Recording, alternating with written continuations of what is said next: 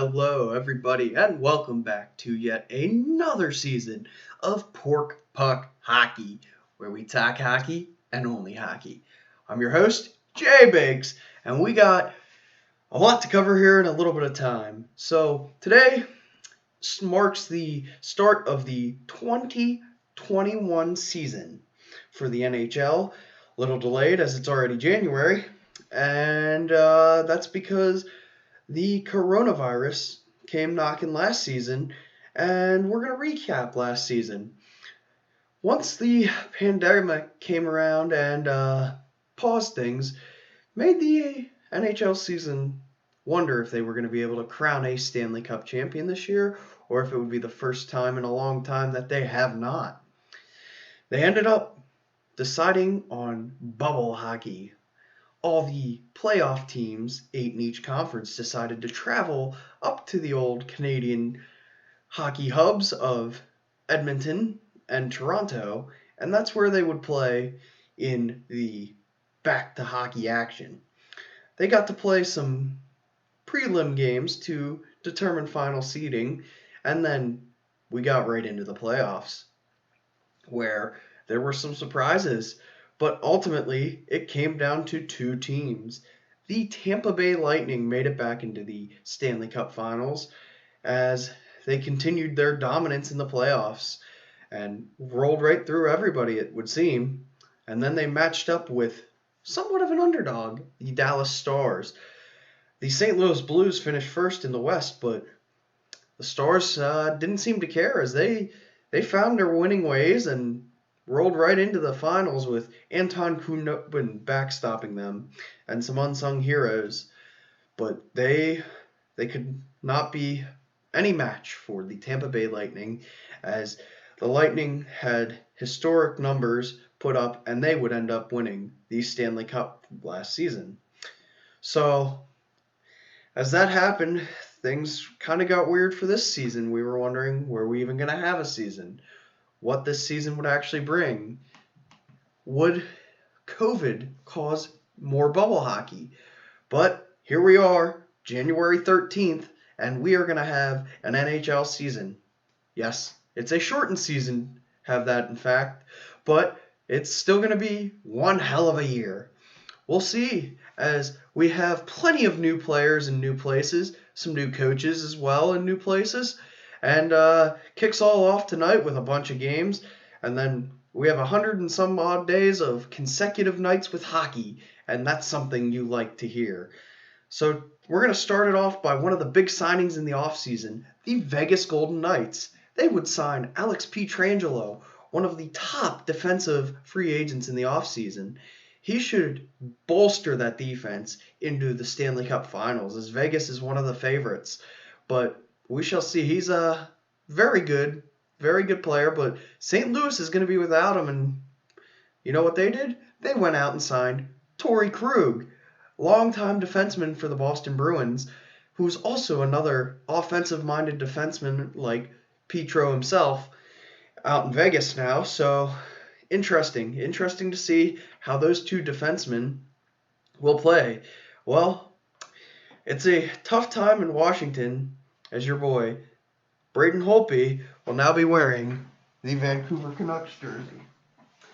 So we'll see how the goaltending landscape has switched in not only Washington, but in Vancouver as well. Braden Holtby, a Vezina candidate, Stanley Cup champion, brings his experience and smart hockey mind to Vancouver to see if that group of guys can also overcome the hump and win the Stanley Cup. We shall see. Another sad thing in the goalie world, Corey Crawford, longtime Blackhawks goaltender, has decided he will announce his retirement. He did end up leaving Chicago and signed with New Jersey, but I'm not sure exactly what's going on there. Some rumblings that he just didn't want to do it anymore, so he is no longer going to play in the National Hockey League. Probably see him come back in some shape or form, whether it's a scout or player development coach, something. I feel like he won't stay away from hockey long. Another goaltender switching up its scenery would be Cam Talbot. Cam Talbot signed with Minnesota for a few years, I believe, and he's going to be their go-to guy, I would say, as they lost Devin Dubnyk, who signed in a new place. San Jose Sharks, they must not have their faith in Mr. Martin Jones there. So the goaltending landscape is just a number of things that's going to be interesting in this new season. Still probably going to have very few fans in attendance, even though they will be traveling to the different cities, the teams. And it's very interesting. We'll get into that more here after we continue updates on the players. Alexis Lafreniere, the number 1 draft pick by the New York Rangers. He looks to add an offensive spark, and some are saying he could be the next great one. As he had a great World Junior Championships. Quick shout out to Team USA for defeating Team Canada in the World Junior Finals this year. So very cool to watch. I don't know, not a lot of people pay attention to it, but it's awesome to see these young stars of the NHL go out there, kind of try and make a name for themselves, even though they've already been drafted.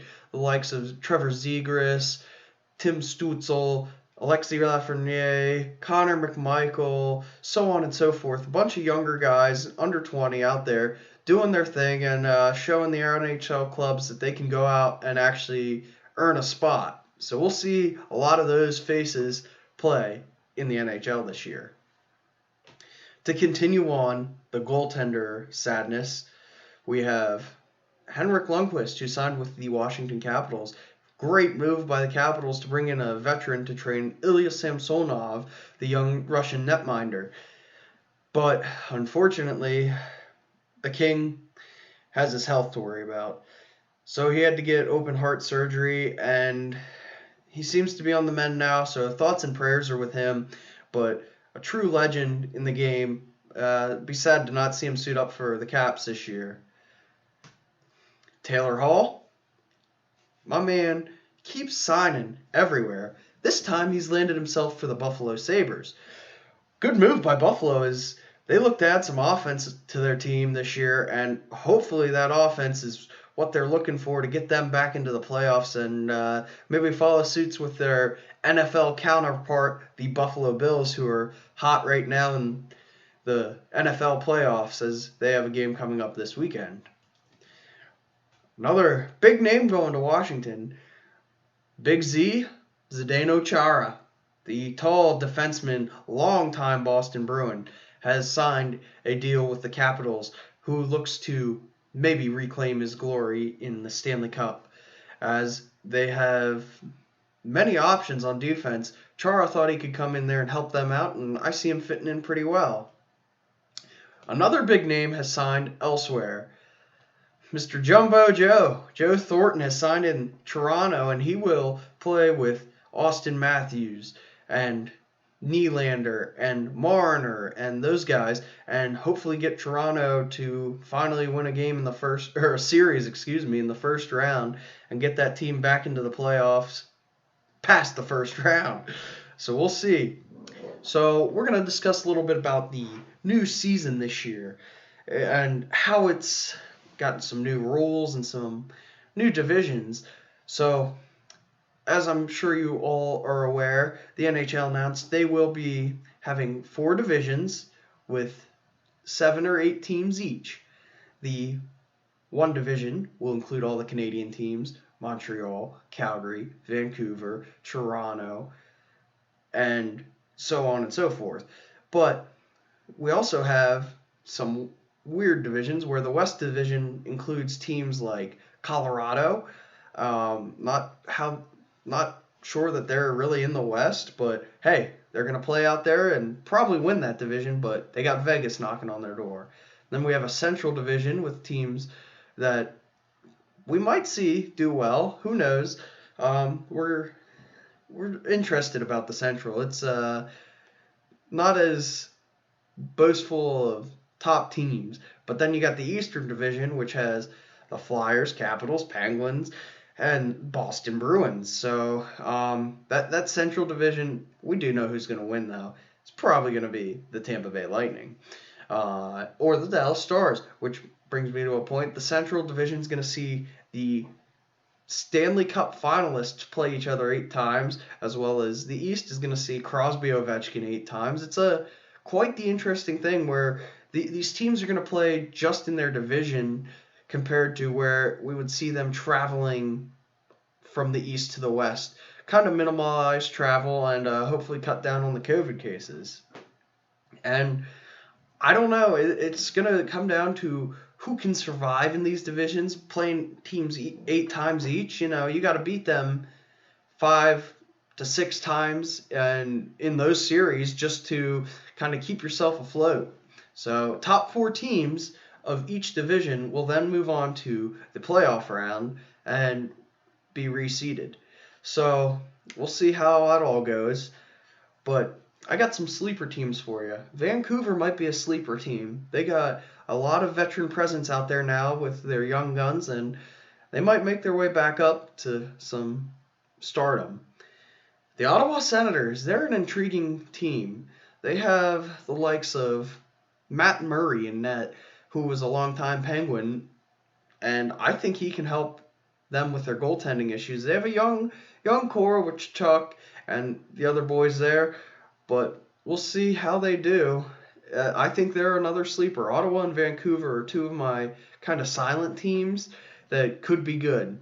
And then obviously our big name teams are still going to be in the hunt there. Pretty much all the playoff teams from last year I still see doing well, with the exception of maybe Montreal. I don't know how Montreal is going to be. Carey Price could still have a lot left in the tank. We'll see. So I want to give a big shout out to the boys over at Sun Reaver the band for my intro. And I'd like to drop a little hint here is the boys are working something up for Pork Puck here. And we're going to collab and get something out for our next episode here in the coming weeks. I do have some travel for work next week, so I'm not sure when the next episode will be. I'd like to say hopefully sooner than later, but make sure you guys subscribe, stay tuned, and it's hockey time. We'll see you tonight. Plenty of games. I'm going to run through tonight's schedule real quick just to get us up to date here. See where we're at. So with the return to play, we got the Penguins and the Flyers coming up here soon at 5:30. And then the Canadiens Maple Leafs at 7 p.m. The Blackhawks Lightning at 8. And then Canucks and Oilers at 10. And the Avalanche and Blues at 10:30. Let's take a look real quick at tomorrow's games. Pretty much the big ones are Bruins Devils, Islanders Rangers, Capitals Sabres, Blue Jackets Predators, Flames and Jets, Canucks and Oilers again in their back-to-back, as the teams are most likely going to be playing each other twice in how this format is. Coyotes Sharks, Ducks Golden Knights, and the Stars and the Panthers round out most of the games there. But actually, the Stars are listed as postponed. That's right, they can't start their season until about the 19th of January as they have had COVID issues. So, that's what I got for you today, guys. Make sure come back next week. JBACS out.